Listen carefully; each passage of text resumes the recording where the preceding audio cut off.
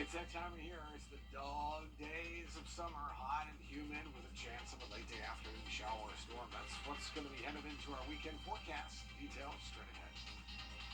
Now on News Channel 6 at 4, Elijah Clark State Park seeing progress in repairs after a severe storm forced it to close 2 weeks ago.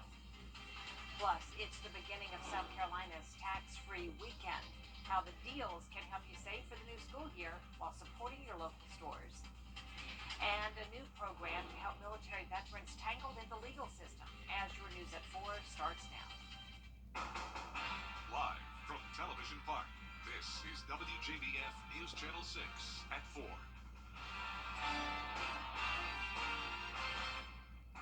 Good afternoon, everyone. I'm Jenny Montgomery. Thank you so much for joining us today. Brad is off.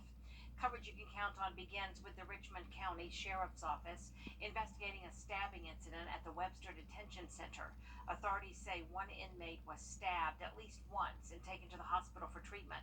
The inmate's identity has not yet been released. Richmond County Sheriff's investigators are searching for two men who they say were involved in a shooting. Cordero Burley and Anthony Daquan Dukes are wanted for a shooting on Tullocks Hill Drive back on July 20th. Reports say the victim got into an argument over checks and money with the two men. They say Burley is the victim's employer and Dukes is his son. If you know where these men are, call the Sheriff's Office. In Aiken County, the Sheriff's Office is investigating a shooting in North Augusta. It happened just before midnight on Cherokee Drive. That's off Highway 1. No word on injuries or any arrests at this time. Elijah Clark State Park is almost fully open now after it was closed due to damage following a severe storm. Hannah Latier takes a look at what repairs the park is making. The National Weather Service says there are between 85 and 100 mile per hour straight line winds that came through here, knocking down over 100 trees. They had to evacuate campers the following day due to no power or running water. But the park manager says utilities were back up and running within 72 hours, and campers were then able to return. The park manager tells us the campsite is 90% open, but some areas are still being cleaned up and are under repair. We're very thankful for everybody involved, especially thankful that there were no injuries involved. You can replace property, but you can't replace people. Exactly. And we are very, very thankful to our DNR leadership, all the way from the commissioner down to the director, into the board of directors and everything that came out and helped. Collier says all areas of the park should be open by the end of next week. At Elijah Clark State Park, Hannah Latier, WJBF News Channel 6. To Martinez now, where road construction will temporarily close Flowing Wells Road. The construction begins at 8 o'clock tonight, and Flowing Wells will remain closed for through traffic until 5 a.m. Monday. A detour route will be set up at Washington and Columbia roads. It is time now for a first check of our weather and start the program immediately. Tax-free weekend is officially underway in South Carolina. South Carolina, first held the tax-free weekend back in 2000. State law mandates the 3-day tax holiday to take place the first weekend of August. The State Department of Revenue estimates shoppers save between $2 and $3 million a year during the weekend. We all know how much computers cost, how much it is to retool that wardrobe or a new pair of shoes. And so this is a great opportunity to make those purchases without having to pay sales tax or local tax. Items that aren't tax-free include cell phones, cosmetics, and jewelry. The tax-free weekend also applies at local stores during South Carolina's tax-free weekend. Kim Vickers shows us why they want your business too.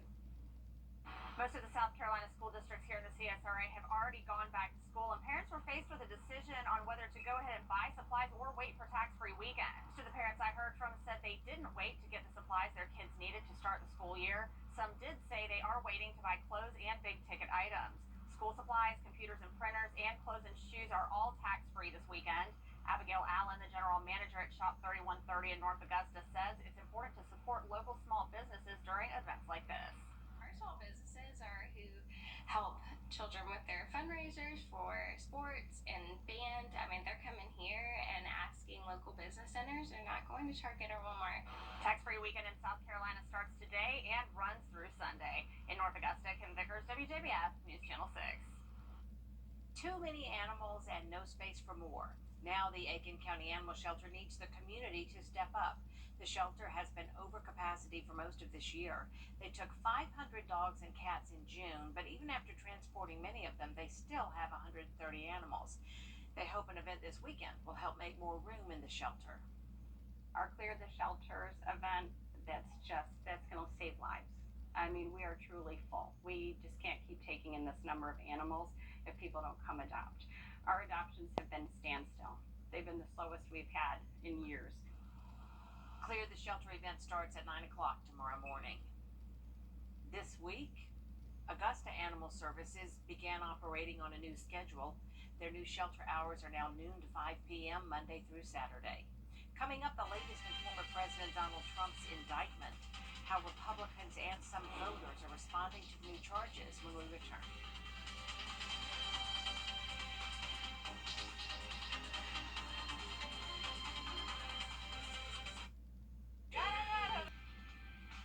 Sponsored by Solvay Specialty Polymers, Piedmont Augusta, Security Federal Bank, and News Channel 6. Welcome back, everyone. Several congressional Republicans are rallying around Donald Trump. The former president pleaded not guilty to conspiracy and obstruction charges in special counsel Jack Smith's investigation into alleged efforts by Trump and others to overturn the 2020 election. Justin Finch reports from Washington. After being indicted for the third time in 4 months, former President Donald Trump, leaving his latest arraignment, doubled down on his claims that the Justice Department is being weaponized against him. If you can't beat him, you persecute him. Trump, who denies all wrongdoing, insists he's being targeted because polls show he's the front runner for the Republican presidential nomination and the likely opponent of President Joe Biden in 2024. Republican House Speaker Kevin McCarthy agreeing. It seems as though every time Trump goes higher in the poll, he gets a new indictment. But a new ABC News Ipsos poll finds 65% of Americans believe Trump's election interference charges are serious, including 51% who call them very serious. Special counsel Jack Smith was in the courtroom as Trump pleaded not guilty to the 4 criminal counts, including conspiracy to defraud the United States. In this new indictment, Smith alleges Trump and his allies falsely claimed election fraud and pressured state and other elected officials to overturn his 2020 election defeat. The special counsel argues those efforts led a violent mob to storm the Capitol on January 6th, when Joe Biden's Electoral College victory was being certified. Capitol Police Officer Harry Dunn responded that day and was in court for Trump's arraignment. It's a necessary step on the road, the path to justice and accountability. Trump was released on conditions including he not discuss facts about the case with anyone he knows to be a witness, unless through counsel or with counsel present. The district judge overseeing this case said August 28th for a pretrial hearing. She is also ordering the special counsel and Trump's defense team to propose start dates for the trial. Justin Finch, ABC News, Washington. An Atlanta journalist is speaking out after being issued a subpoena in a case against former President Trump. George Cheedy writes for the Atlanta Objective. He says he was subpoenaed for observing Republican electors in the Fulton County case from the 2020 elections. Cheedy says a journalist should not be getting called into grand juries and says it shows the extent of the problems of our democracy. And I fear for my country in this regard. I don't know how to get back to a place where people can have political disagreements that don't end up in riots on Capitol steps. I'm looking forward to that day. The roads near the Fulton County Courthouse in downtown Atlanta will be closed on Monday as a grand jury meets to hand down a possible 4th indictment against the former U.S. president. Coming up, warmer temperatures around the corner. We'll join Tim for a look at your full forecast. Stay with us.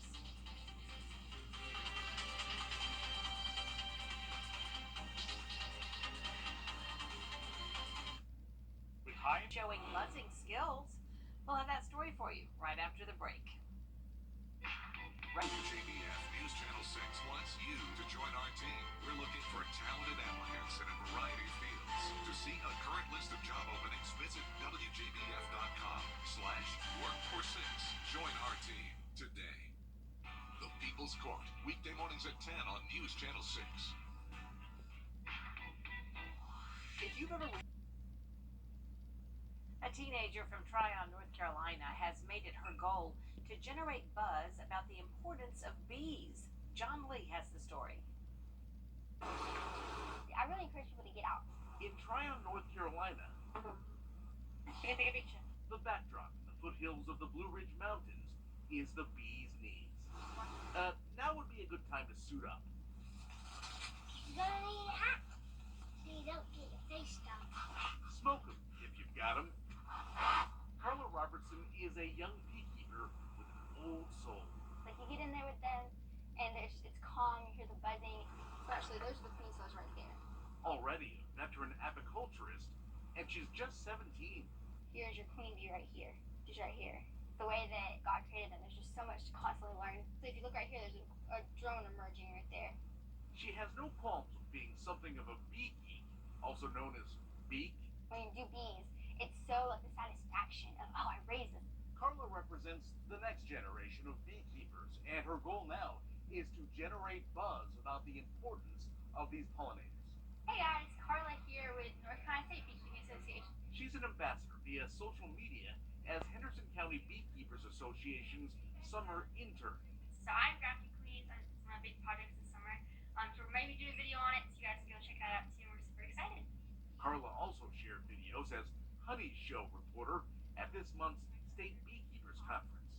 Kids are seeing that, oh, it's not that scary. Oh, it's not that bad. Someone else is doing it. It's my age. That's the sort of message Carla could have used several years ago when 27 bee stings, but who's counting, nearly drove her away. By like the second year, I was done with that. Carla's dad motivated her. If you just give up when things get difficult, then really you're not going to achieve anything.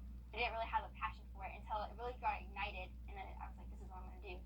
She's made a beeline toward that passion to teach Gen Z why bees are so vital to our planet. She's right up there walking on the top of the frame. In Tryon, John Lee. That's amazing.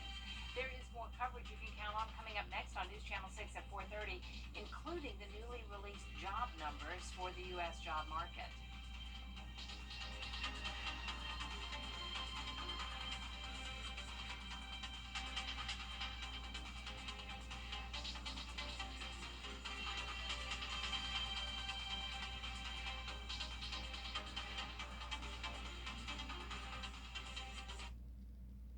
The case for us this weekend: hot, humid, chance of a late day afternoon shower or thunderstorm, just the way Ozma would like it. 5-6 forecasts coming up. Now on News Channel 6 at 6, how a new resource in Aiken County will help veterans tangled in the legal system.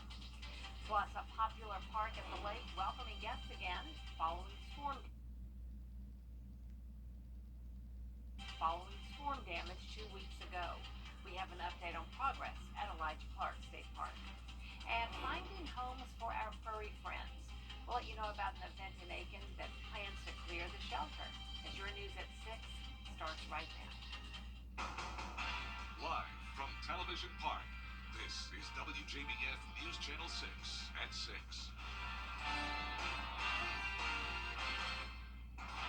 Good evening, everyone. I'm Jenny Montgomery. Thanks so much for joining us. Brad is off tonight. Coverage you can count on begins with a new... 83 at 7 o'clock. By the time we get to about 8, we're at 80 and 79. By the time we get to 9, again, great night for baseball. Just a little humid, a little muggy. That's about it, but should remain rain-free. Saturday, 92, 20% chance of a shower. Better opportunity for some late afternoon showers and storms for Sunday. We will talk about that. I'll show you hour by hour what to expect for the weekend. And we'll also do our lake forecast. And if you're headed to the beach, all that coming up in a few minutes, Jenny. Tim, thank you. In Martinez, road construction will temporarily close Flowing Wells Road. The construction begins at 8 o'clock tonight, and Flowing Wells will remain closed for through traffic until 5 a.m. Monday. A detour route will be set up at Washington and Columbia roads. Elijah Clark State Park is almost fully open now after it was closed 2 weeks ago due to damage from a severe storm. The National Weather Service says winds between 85 and 100 miles per hour blew through the park, knocking down more than 100 trees. Park rangers had to evacuate campers because there was no power or running water. The campsite is now 90% open, with some areas still being cleaned up and under repair. We were very thankful for everybody involved, especially thankful that there were no injuries involved. You can replace property, but you can't replace people. And we are very, very thankful to our DNR leadership, all the way from the commissioner down to the director and to the board of directors and everything that came out and helped. All areas of the park should be reopened by the end of next week. Too many animals and no space for more. Now the Aiken County Animal Shelter needs the community to step up. Graham Lee has more. The Aiken County Animal Shelter has been giving homes to animals for a long time, but overcrowding has hit them hard. Now it's your chance to help them clear out the shelter. The shelter has been over capacity for most of this year. They took 500 dogs and cats in June, but after transporting several of them, they still have 130 animals. But now they're doing something about it, and they hope an event this weekend will make more room. Our Clear the Shelters event, that's going to save lives. I mean, we are truly full. We just can't keep taking in this number of animals if people don't come adopt. Our adoptions have been standstill. They've been the slowest we've had in years. The event will be Saturday morning right here at the animal shelter. You can find more information at WJBF.com. In Aiken, Graham Lee, WJBF, News Channel 6. Coming up, an MCG study needs your help. How to find out if you qualify to help researchers learn more about gastroparesis. When your news at 6.